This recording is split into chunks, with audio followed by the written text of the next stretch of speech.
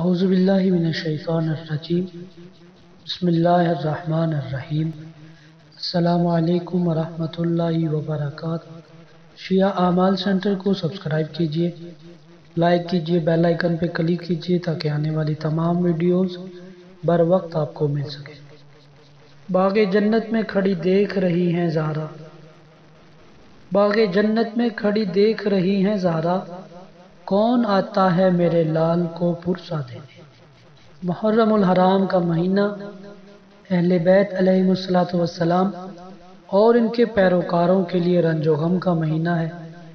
خداوند متعال بحق محمد مصطفیٰ صلی اللہ علیہ وآلہ وسلم اہل بیت علیہ الصلوۃ والسلام کے غم میں مغموم ہونے اور خصوصاً صاحب العصر والزمان عجل اللہ تعالی فرجہم شریف کی خدمت میں تعزیت پیش کرنے کی توفیق عطا فرمائے۔ امام علی رضا علیہ السلام سے روایت ہے، جب ماہ محرم کا چاند نظر آتا، کوئی شخص میرے والد بزرگوار امام موسیٰ کاظم علیہ السلام کو ہنستے ہوئے نہ پاتا تھا۔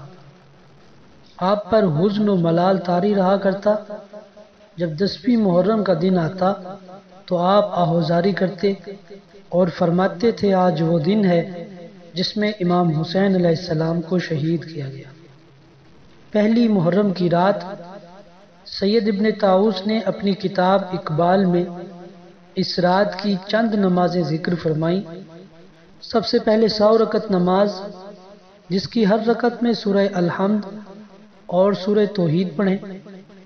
اس کے بعد 2 رکعت نماز، جس کی پہلی رکعت میں سورہ الحمد کے بعد سورہ انعام اور دوسری رکعت میں سورہ الحمد کے بعد سورہ یاسین پڑھیں، اور تیسری نماز 2 رکعت نماز، جس کی ہر رکعت میں سورہ الحمد کے بعد 11 مرتبہ سورہ توحید پڑھیں۔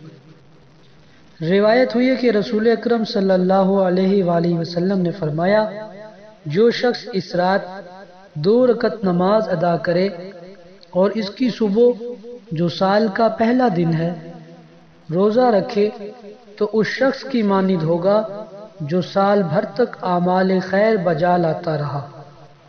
وہ شخص اس سال محفوظ رہے گا، اگر اسے موت آ جائے تو وہ بہشت میں داخل ہوگا۔ نیز سید نے محرم کا چاند دیکھنے کے وقت ایک طویل دعا بھی نقل فرمائی۔ پہلی محرم کا دن اسلامی سال کا پہلا دن، اس کے لیے 2 عمل بجا لائیں۔ سب سے پہلے روزہ رکھیں۔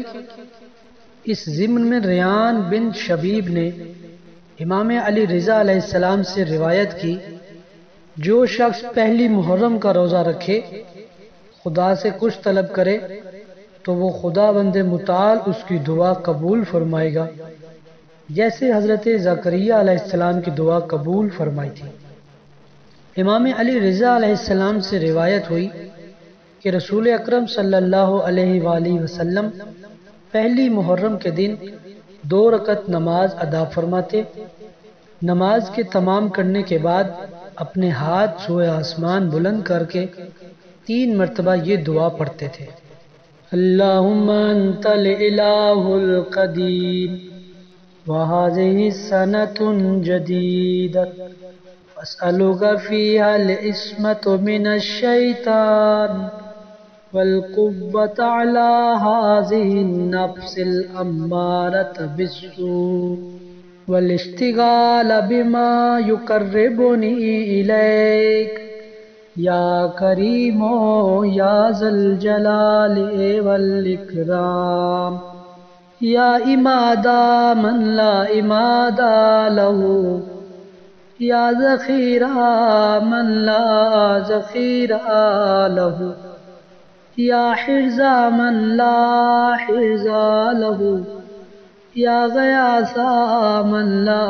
غیاث له یا سند من لا سند له یا کنز من لا کنز له یا حسن البلاء یا عظیم الرجاء یا عز الضعفاء یا منقذ الغرق یا منجی الحلقہ یا منعم یا مجمل یا مفضل یا محسن انت الذی سجد لک سواد اللیل ونور النہار وضوء القمر وشعاع الشمس ودفی الماء وحفیظ الشجر یا اللہ لا شریک لک اللہم اجعلنا خیرا مما یظنون واغفر لنا ما لا يعلمون ولا تواخذنا بما يقولون حسبي الله لا إله إلا هو عليه توكلت وهو رب العرش العظيم آمنا به كل من عند ربنا وما يذكر إلا أولو الألباب ربنا لا تزغ قلوبنا بعد إذ هديتنا وهب لنا من لدنك رحمة إنك أنت الوهاب۔ شیخ طوسی رحمہ اللہ نے فرمایا محرم کے پہلے 9 دنوں کے روزے رکھنا مستحب ہے، مگر یوم عاشورہ کو عصر تک کچھ نہ کھائے پیے، عصر کے بعد تھوڑی سی خاک شفا سے فاقہ شنی کرے، عصر کے بعد تھوڑی سی خاک شفا سے فاقہ شکنی کرے۔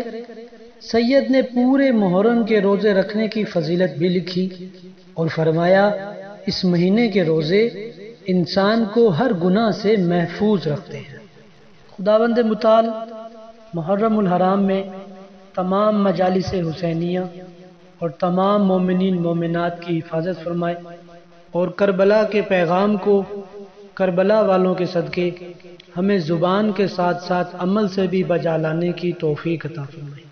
وقت کی حجت صاحب العصر والزمان کے ظہور میں تعجیل فرمائے۔ اللہم صلی علی محمد و آل محمد۔